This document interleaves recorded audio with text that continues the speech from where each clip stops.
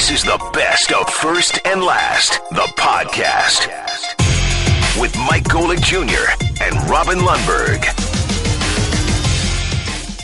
LaVar Ball is back, and we're definitely going to get your reaction to what he had to say.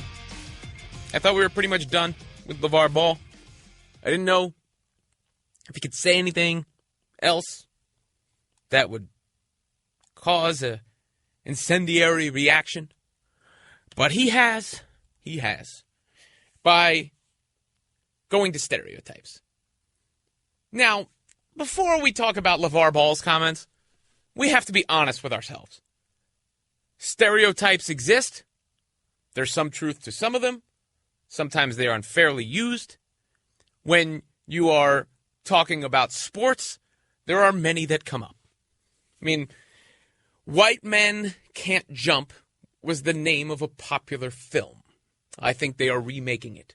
It is beloved in some circles. So, we can't lose our minds about the comments without saying something about that. And there are a bunch of various stereotypes that work in all sorts of ways that you hear all the time. The white player is always scrappy and heady, right? Oh, what a heads-up play. Oh, he's really hustling out there. The black player oftentimes is referred to as athletic. Oh, look, he's such a great athlete. When both of those things can be true in reverse. The white player can be really athletic, and the black player can really hustle and be very heady out on the court. A white player sometimes can have deceptive speed, like Jordy Nelson. Jordy Nelson does not have deceptive speed. Jordy Nelson is fast. That's how he gets open in the NFL. He's very, very fast. Very fast. Black quarterbacks, I think, are often unfairly maligned for not being able to go through their progressions or read the defense. I don't know if I've ever heard that sort of criticism laid at the feet of a white quarterback. At least not as frequently as you hear it for black quarterbacks. And, it can even go beyond white and black. I mean, there's other ethnicities and the European players, soft in the NBA, right? They're so soft. When Dirk Nowitzki, and we just honored him a couple weeks ago, one of the best NBA players of all time. Kristaps Porzingis, Knicks fans booed him because they thought he was typical Euro guy. When there are busts who aren't European. Kwame Brown, hello. Michael Olowokandi, hey. Anthony Bennett. I mean, he's from Canada, right? But still. So the idea that, Darko Milicic should be the example that every player from Europe is held up to is ridiculous. Or every foreign-born player, by the way. Because I don't know what Serbia, where Darko's from, has to do with Latvia, where Kristaps Porzingis is from, for instance. Or Germany, where Dirk Nowitzki is from. And you also notice we compare, generally our comparisons come of players of similar race. In fact, Daryl Morey, the GM of the Houston Rockets, has barred that practice. You are not allowed in his front office to make a comparison to a current or former player unless that comparison crosses racial or, ethnic divides. Because they've missed out on another example, Jeremy Lin. I think Jeremy Lin is still underrated, in part due to the fact, there was backlash to Linsanity and bitter Knicks fans, but because some people can't accept that an Asian dude is balling like that. He had 32 points last night. Daryl Morey himself, referencing him again, said they didn't take him as high in the draft as their models indicated they should have because they didn't believe their models, and he said that, there's no reason to think they didn't believe their models for any other reason than that Jeremy Lin was Asian. So all of these things exist, are out there. I think that's important. It's context. It's pretext to this conversation. Now to what LaVar Ball actually had to say. He told the Orange County Register about UCLA's season. Realistically, you can't win no championship with 3 white guys because the foot speed is too slow. One of these games you might need to go for 30 or 40 points. It turned out that was the one game. Then once they get to the Elite Eight, they're right there. So the meat quote is, realistically, you can't win no championship with 3 white guys because the foot speed is too slow. First, we have to point out the hypocrisy. How many times did LaVar Ball predict UCLA was going to win the championship? Anytime there was a microphone in front of his face, right? So they weren't too slow before until after they're eliminated. Then they're too slow because they got 3 white guys starting. Now, if he had phrased it different, if he said they had 3 slow white guys, okay. I mean, if they're slow, they're slow. That's, you're either fast or slow. There's no, sports is a meritocracy. You make it. You get there, and you can ball or you can't. So, basketball, we've all played pickup basketball, and people have all run through those stereotypes. You got to be honest with yourself. You've seen the white guy and think he's not as athletic, and then he goes out there and dunks on you. You're like, oh, man, that dude is nasty. So these things play out. And being slow-footed is a detriment in basketball. Not as much in college basketball because you're working in smaller spaces. The three-point line is in, and you can play zones and all that stuff. But it's a detriment to a sport where foot speed is at a premium. But just because somebody's white doesn't mean they're slow. That might be a stereotype. It might be true in some instances. I don't have the way to measure it data-wise, but it's not a universal rule or law. And you can, point to examples where this is refuted, because especially at college, having white players has never seemed like a detriment to a success for college teams. When I'm just picturing Christian Laettner in my head, right? Wisconsin, when they beat Kentucky, that Kentucky team had Willie Cauley-Stein, awesome athlete, Karl Anthony Towns, beast of an NBA player, Devin Booker just scored 70 points, and they lost to Wisconsin, who I believe started 3 white guys, including Sam Decker, who, by the way, is a heck of an athlete. I mean, Frank Kaminsky's in the NBA, and if you're in the NBA, you're a good athlete. But as far as just athleticism part of their game, Sam Decker, a better athlete, quicker foot speed and all that. And he's on the Rockets right now, playing in the NBA. So that team had 3 white guys, and they beat Kentucky, which maybe was the most talented NCAA team in who knows how long. So it's, not a rule that you can't start 3 white guys and win and beat athletic teams. And then another part of this that's amusing is T.J. Leaf, who is one of the UCLA players, white guy, one of the 3 white guys he mentioned. He just declared for the NBA draft at 19 years old. He's a freshman. Was a freshman. Sorry, he's got to be pretty good for that to happen. Projected first-round pick.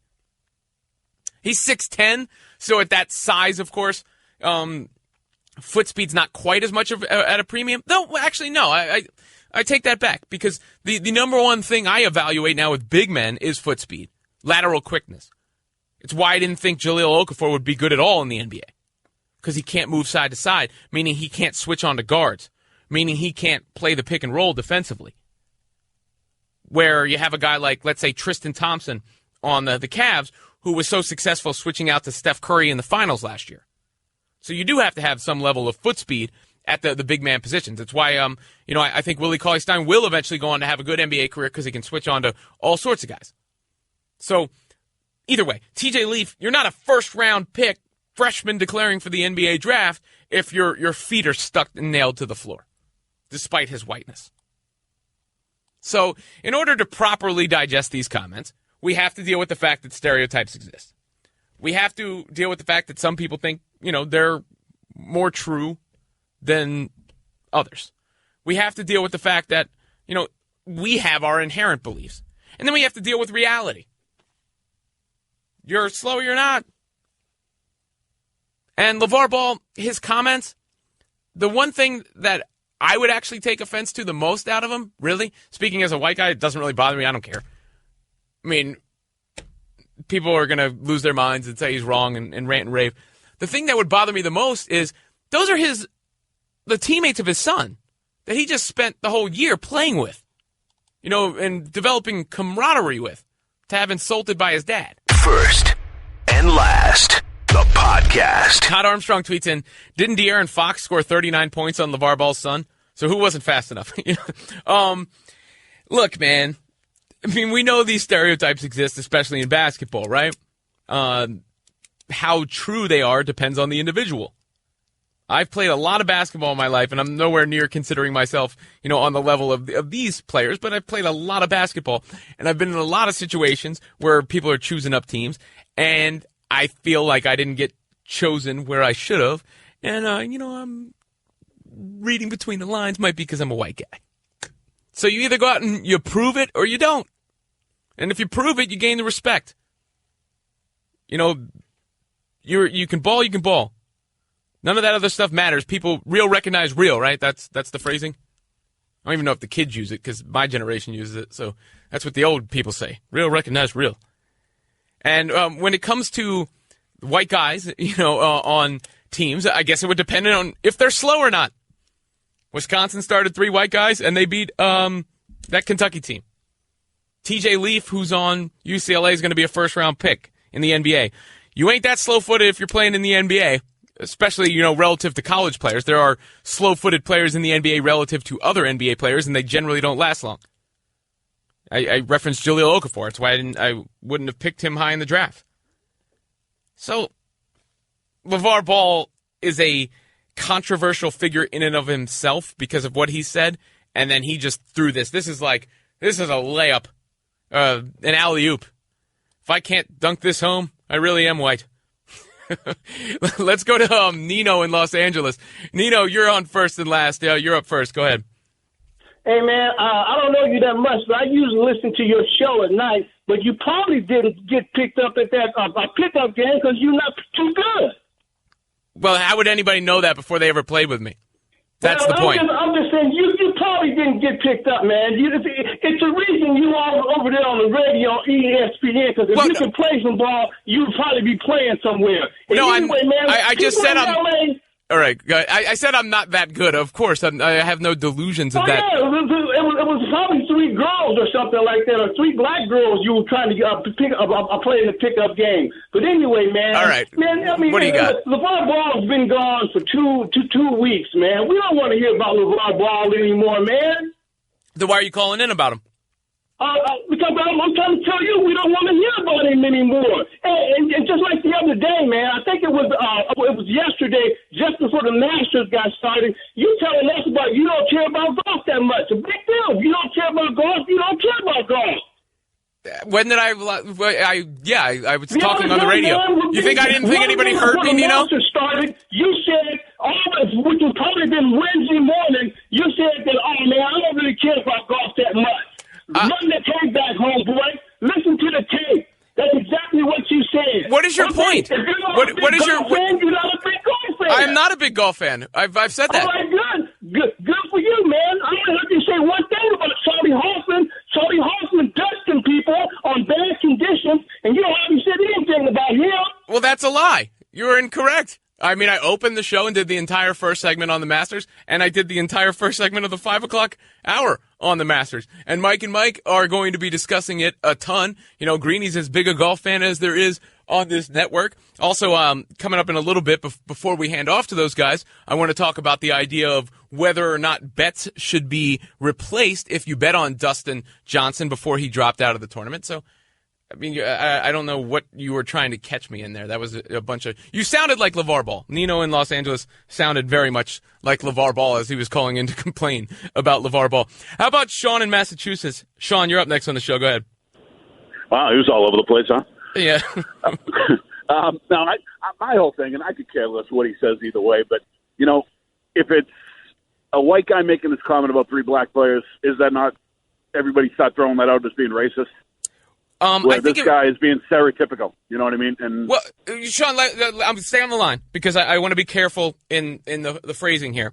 for a couple of reasons. One, black people, this is factual, like there should be no argument here. When you're talking about racism, as it exists, have suffered so much more, as far as the grand scale, that it's ridiculous to, that term that comes up, reverse racism. It's just a stupid thing to throw out there. You have, slavery and the prison systems and so many different factors that have kept people, not just black people, but brown people in general, systemic racism from having opportunities.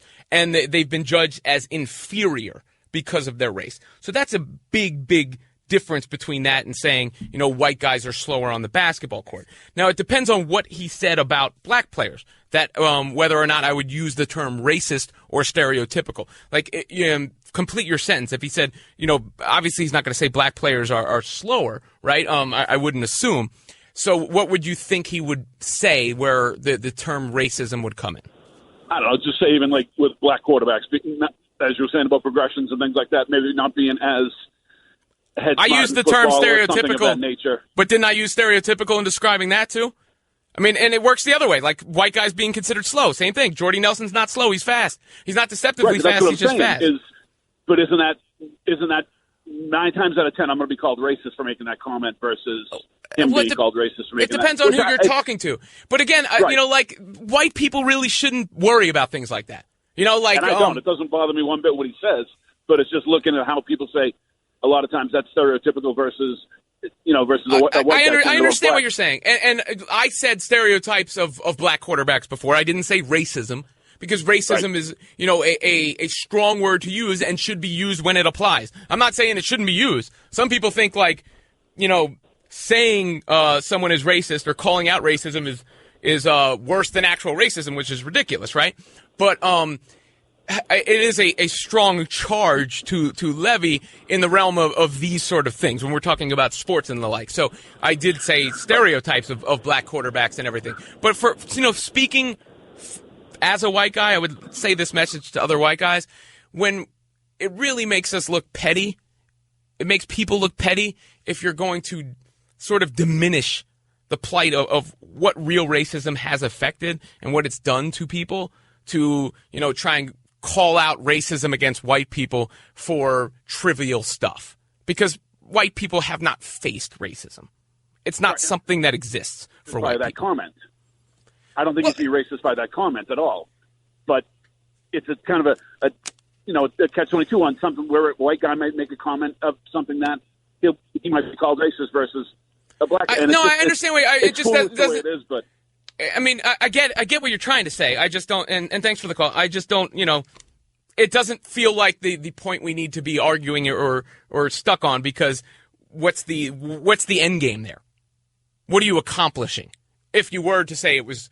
Because, again, as a white guy, I've not faced racism. White people don't face racism in that regard. Not the kind of racism that keeps you from accomplishing things in life, that puts you at a disadvantage. I didn't get picked to play basketball. And as I said before, in sports, I'm generally referencing stereotypes. I'm sure there are plenty of racist people who have covered sports and talked about sports and let that influence their opinion on sports. But a lot of times it's stereotypes blending in, and it's a complex matter. It's why it needs to be discussed in a nuanced way, and it's why it needs to be discussed honestly. Let's go to James in Florida. James, you're up next here on First and Last. Go ahead.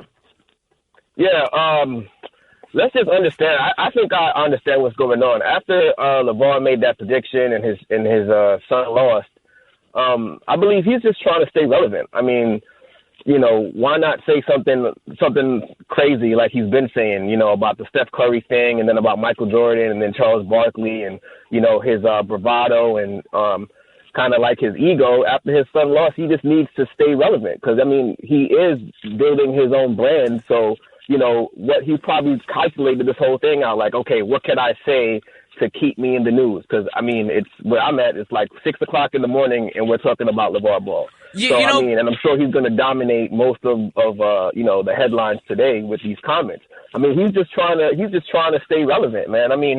Like the caller before said, if it was a white person that said, it's 3 black players, it would have been viewed a lot differently.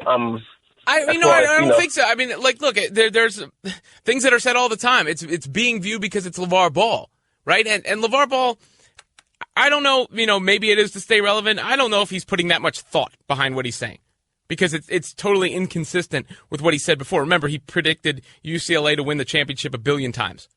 And now all of a sudden they had too many white guys, including one of the white guys who's going to be a first-round pick in the NBA. If you can make it to a certain level, you're good enough. And that's where, like, even the stereotypes can work against somebody of who's white when they actually make it. Matthew Dellavedova is a scrappy, gritty player. Everyone would agree with that, right? But that's the only thing he was given credit for. Nobody, would talk about that he's quick on his feet, because he is. You don't guard Steph Curry on the perimeter if you're not quick on your feet. So, you show and prove in sports. That's part of the beauty of it. It's part of the reason it's so relatable to so many people, because people have participated, people watch, and you want to see the best make it. First and last. Now, resting is a big-time story in the NBA, of course. And someone else has had an opinion. It's like when one of these topics comes up, we go to everybody for their opinion. Who's the most obscure NBA player, former NBA player we could go to for a quote on this? That would be, that interests me. Let's see who we could get. What I need to hear from? Haywood Workman. I need to hear from Haywood Workman on this. Or Popeye Jones. Really need to hear from him what his opinion is on resting players in the NBA. Dennis Rodman, obviously is a big-time name. Dennis Rodman, also historically underrated a little bit. I think both Scottie Pippen and Dennis Rodman get a little underrated for their contributions to that Bulls team. Scottie Pippen on his own was an MVP caliber kind of player. He was a stud. Longer than Pippen's arms is the reference in the Jay-Z song, because that defense was there for him, and he could also score. Rodman could not score a lick, but boy, could he rebound.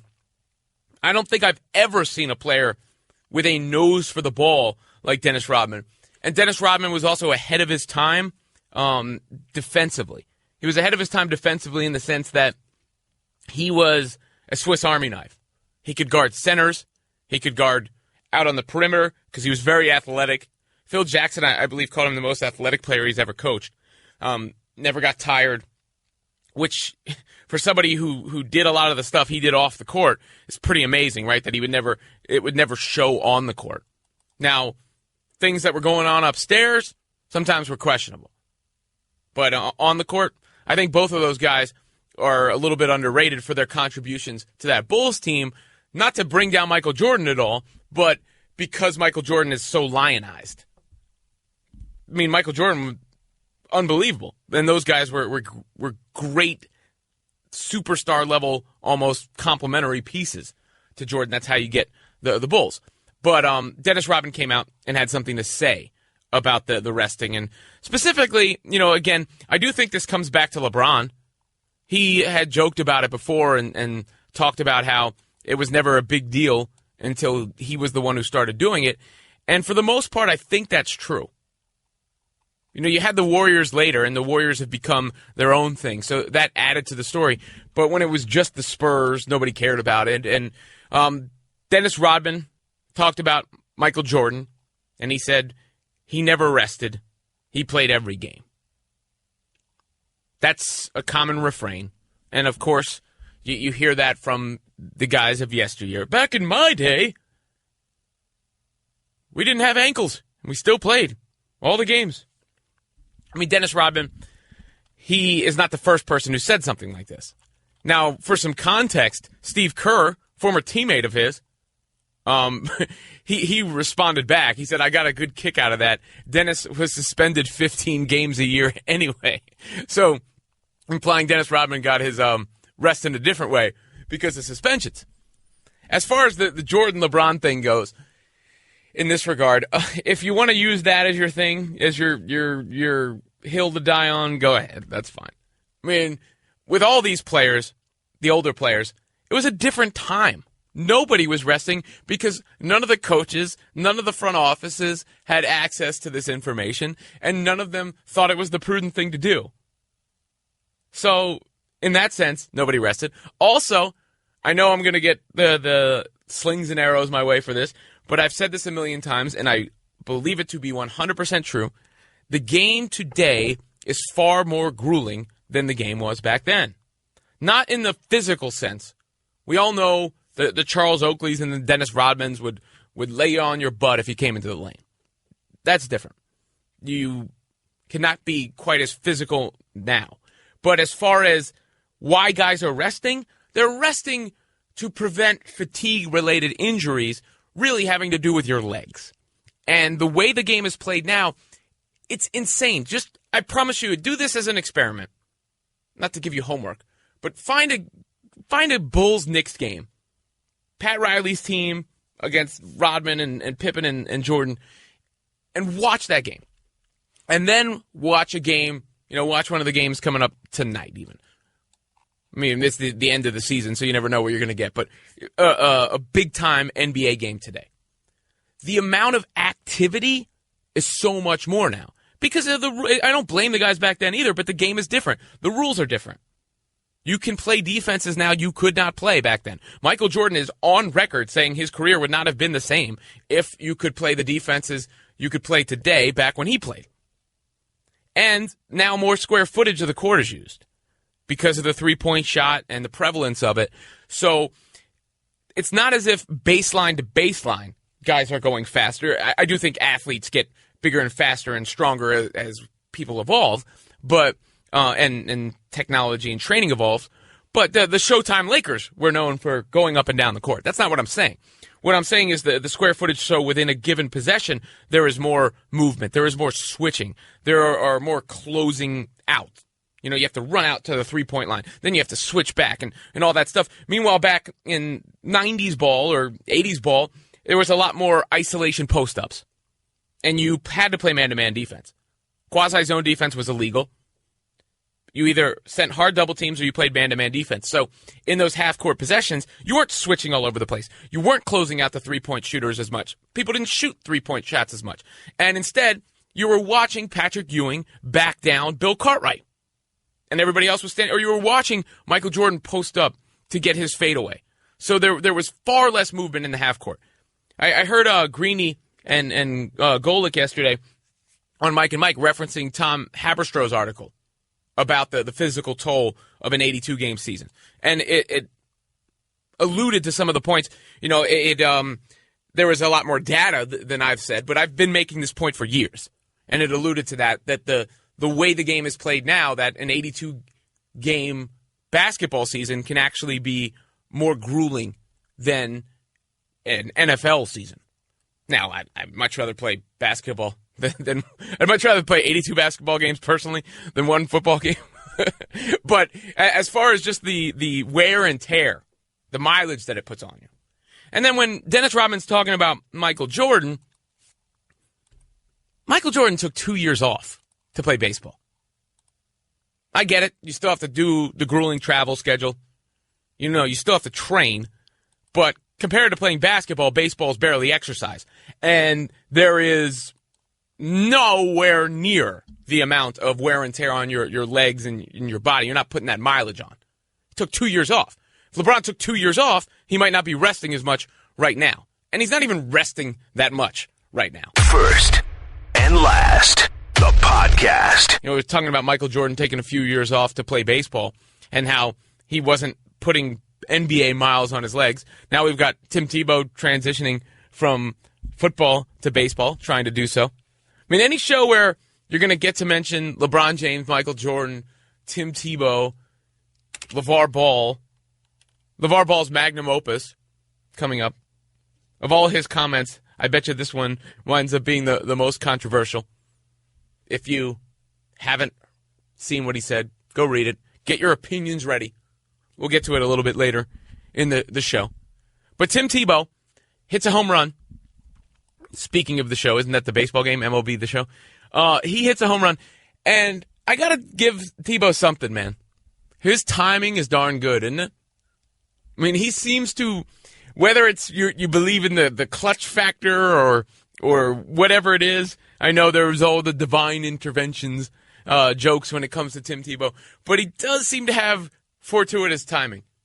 I mean, he's one of those guys. They talked about him not being a practice player, because he doesn't throw very well. His timing is going to be off on those sort of routes, but I could understand at least that argument because of the way he played, right? Where if you put him in the competitive situation, he's going to be running more. He's going to, be fighting for the extra inch. The one big play, like happened in Pittsburgh against the playoffs, could be what takes him over the top, all that sort of stuff. Because the whole thing about Tebow playing baseball was how futile it had been. Do we have his minor league numbers, guys? I mean, I know they weren't good, and that was it. People were like, he's never going to make it. Never going to make it. He's a bum. He's garbage. I'm being corrected. They were fall league numbers, not technically minor league numbers. First and last presented by Progressive Insurance. But he finally gets up there from the fall league to his next league in pursuit of going to the major leagues, and he hits a home run. Now, I have to proceed with caution here because I'm not going to take this and then extrapolate that Tim Tebow is going to wind up being a major league star and then the star that baseball desperately has missed, right? It's one home run. But I will say it falls in line with the way his whole career has unfolded. And now it's always like, you can't seem to figure that he's going to do it at those specific times. And it led to a lot of sort of throwback moments when it comes to the Tebow phenomena. For the fall league, he hit 194 with 296 and 242 on base and slugging in 70 plate appearances. Struck out 20 times in 62 at-bats. That is bad. That is very, very bad. So I am not going to react to one home run and say that Tim Tebow is coming for Mike Trout and Bryce Harper and those guys. 888-729-3776. What do you think of Dennis Rodman saying that Michael Jordan didn't rest and LeBron did, and that's one of the things that separates them? Again, I believe there's more access to information now. So the way things are done is different, just like with anything.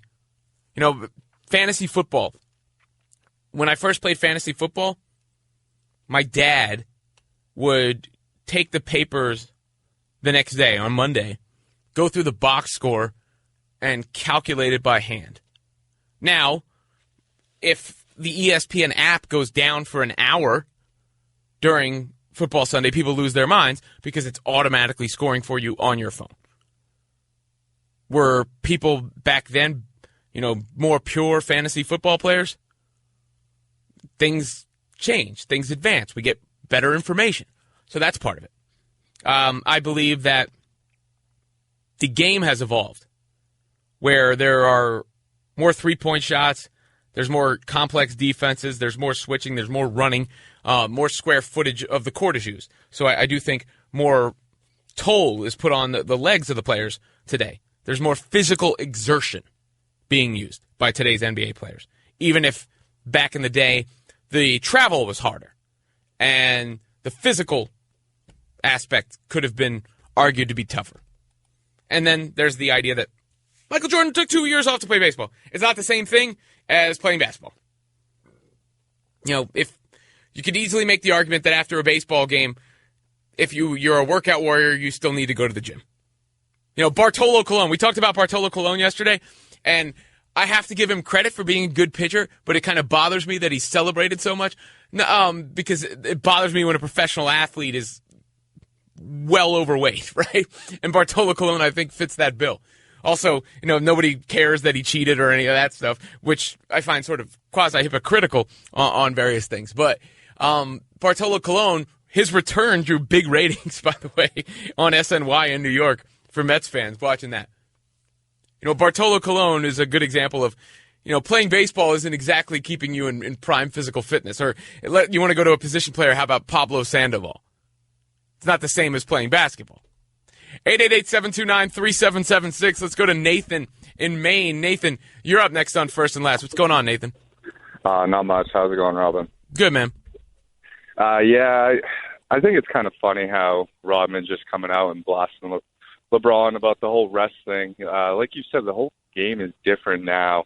And I think right now with the whole rest thing, it's more of a league issue. You know, if you don't want these star players resting, then why aren't we restructuring the schedule so there's less back-to-back games and there's less time, there's more downtime for these guys to actually have rest during the season?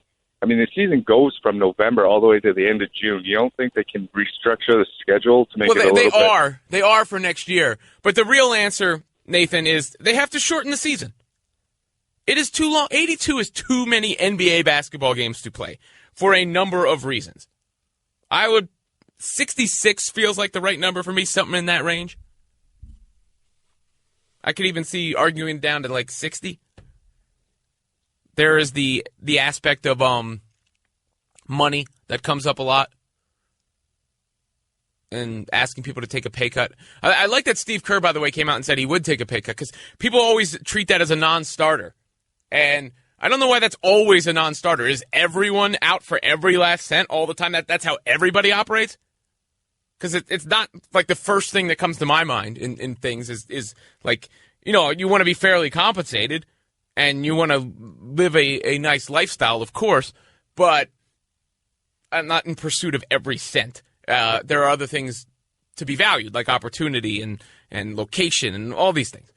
But there's also the argument that the NBA doesn't have to lose money by shortening the season, as was pointed out in the article Mike and Mike were referencing, because the numbers for the games could go up if the games meant more. Here was Antonio Davis, ESPN NBA insider, on this topic. What I don't get is when guys go on the road and they sit out. Like, there are fans that may only see you doing that one time because you go to the gym that one time or something like that. I don't get that. That should be a pride thing where, hey, if I'm a rest, I'll rest at home, or maybe I won't practice, or maybe you may limit my minutes. But there's other ways to do this. I don't like to rest either, and I think at some point in time, guys are going to have to step up because, you know, we don't want to lose fans. This game is at a great place and great space, and we have to continue to grow it. You know, I've heard both sides of that where you say don't rest them at home because those are your home fans. That's who you're really playing for. And then the other side of it would be your home fans have a chance to see you 41 times, while the road fan may be splurging to see the team the one time it's in town. How about Zachary driving to Florida? Zachary, you're on First and Last with Robin Lundberg. Go ahead. Good morning. Good morning, sir. I just really wanted to call and say I'm happy to hear a friendly voice. I'm in South Carolina somewhere, and I've been listening to you for a long time now. In the mornings, then you shoot to the afternoon and back to the mornings, whatever. But it's just happy to hear a friendly voice, and thank you for being on the radio, man. Really, thank you. Well, Zachary, thank you for calling in. I'm glad you find my voice friendly. I hope everyone out there finds it friendly. We can all be friends. We're all friends. You know, even if you want to call me names and tell me I'm stupid or I love LeBron too much, as some of you, Kashin Curran tweets in, this fascination with LeBron is disgusting. The man does not know you. Give it a rest, buddy. As if, you know, like I'm this is what kills me about this. Not only is my argument for LeBron as a great player just like, duh, he is, but like I'm the only one that talks about LeBron. He comes up every year, every day on every show. It's not just me. Oh, man. First and Last. They did a poll on LeBatard's show yesterday on whether you would want to host a radio show from 4 to 6 in the morning on ESPN radio. And 73% said no. Now, I think that's part of, I get the show, or, you know, you don't get the show and all that stuff, to be in on the joke because it's a joking response. But, oh boy. Robin, as the new guy on the show, doing this shift for the first time, I think, in my life, it's not that bad. I think people think it's a lot worse than it actually is. You basically sleep when everyone else is at work, but your free time is kind of the same. Well, you're a single guy, right? I mean, I don't have any kids. Yeah, but are you married? Not quite. Okay, so you're not married. You don't have any kids.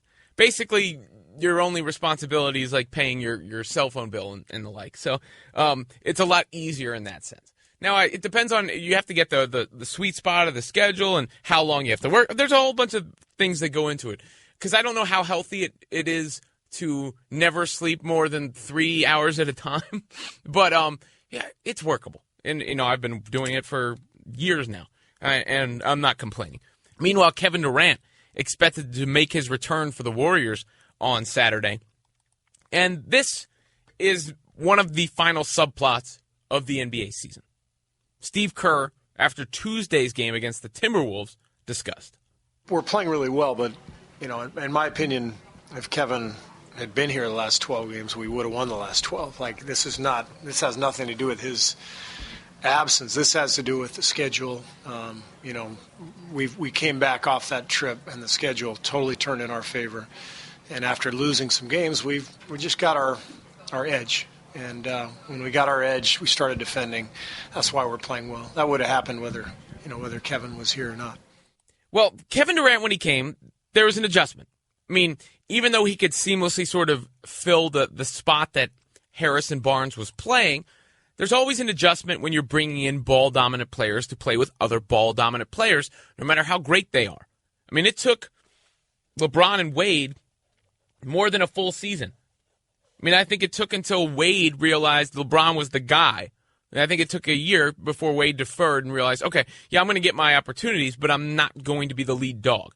In fact, if I'm theorizing on why LeBron had such a bad finals in 2011 against the Mavericks, the one true black mark on his career, my leading theory is Wade had the matchup advantage. And it was Wade's team before then, so he deferred to Wade more and then sort of took himself out of the game. Because if you remember in the Eastern Conference Finals that year, LeBron had the huge series and Wade had an awful series.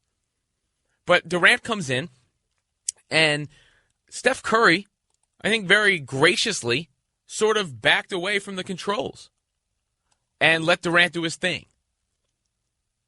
And that was to get Durant acclimated and to make him feel comfortable. And if you remember, at the beginning of the season, a lot of the talk, including for me, was, wow, it looks like Durant is easily their best player.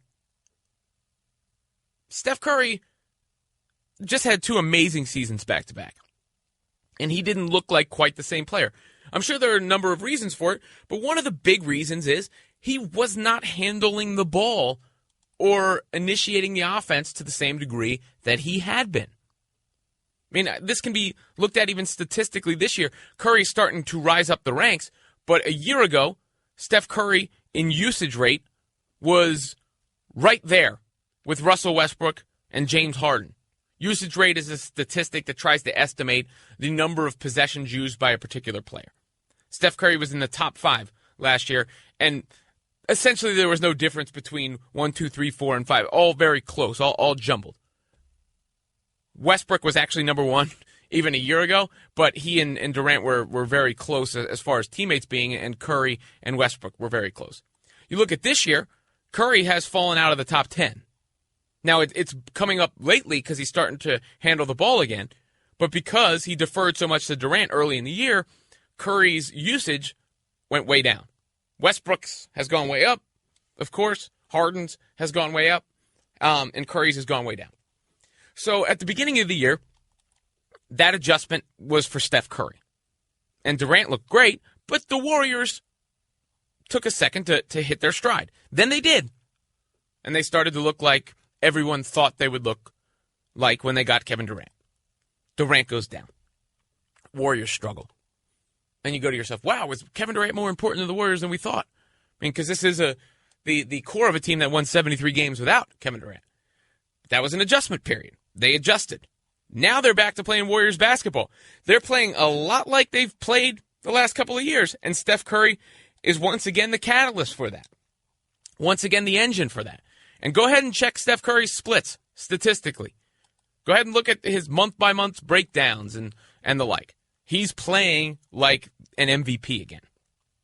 He's playing like one of the best players in the world again. He was playing like an all-star early in the season. He's playing like an MVP again right now. And the Warriors are humming. But you notice there was an adjustment to getting Durant. There was an adjustment to losing Durant. And there will be an adjustment to getting Durant back. That's the way basketball works. It's almost like starting over. The problem this time around, though, is Durant is also having to adjust. He's not coming back healthy. When he came in as a free agent, he was healthy. Now he's coming back off of a pretty bad knee injury. I mean, how many weeks has the guy been out now? So he has to, the first game he'll look fine. It's always that adrenaline rush, he's going to look fine. It's the next couple of games after that where he's getting his confidence and his legs back under him at the same time as the Warriors are getting used to playing with Kevin Durant. So even though we joked in the tease about I'm saying Kevin Durant will ruin the Warriors and all that stuff, of course I'm not saying that. Of course I'm not saying that Kevin Durant is bad for Golden State. But there will be a period of adjustment. There even was for the Warriors with Steph Curry last year in the playoffs. Remember when he was hurting, he had to adjust himself when he came back. And to me, because the Warriors are so overwhelmingly good, that's actually their biggest threat. Their biggest threat, at least other than that guy who plays for the team in the East that goes to the finals every year. Other than him, the biggest threat is Durant coming back. Because more so than any individual Western Conference team. Because it could lower their level of play temporarily, which puts them more on the level of those other teams before they eventually hit their stride again.